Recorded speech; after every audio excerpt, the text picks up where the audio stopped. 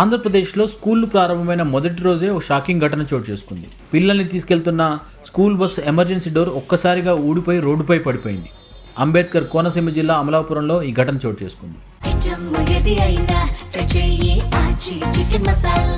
Chicken masala నల్లవంతెన నుంచి అమలాపురం వైపు వెళ్తున్న శ్రీ చైతన్య స్కూల్ బస్సు ప్రయాణ మధ్యలో ఉండగానే ఎమర్జెన్సీ డోర్ ఊడిపోయింది. ఒక్కసారిగా రోడ్డుపై పడిపోయిన డోర్ను చూసి స్థానికులు, వాహనదారులు అలర్ట్ అయ్యారు. అయితే డ్రైవర్ అప్రమత్తంగా వ్యవహరించి వెంటనే బస్సు నిలిపివేయడంతో బస్సులో ఉన్న విద్యార్థులు ఎవరికీ గాయాలు కాలేదు. ఈ ఘటనతో ప్రైవేటు, కార్పొరేట్ కళాశాల బస్సుల భద్రతపైన తీవ్ర ఆందోళన వ్యక్తమవుతున్నాయి.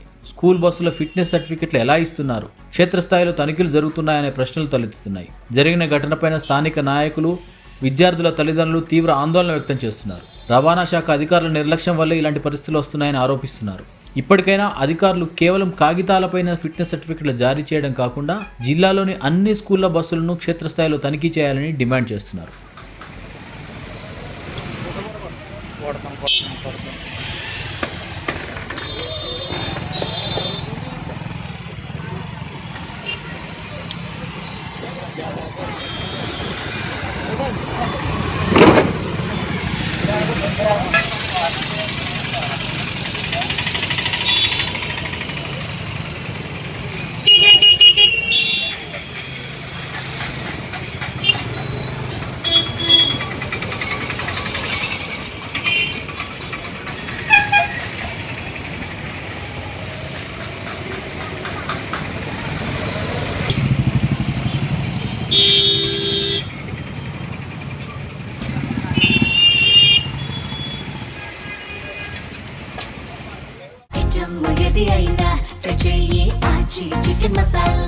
చికెన్ మసాలా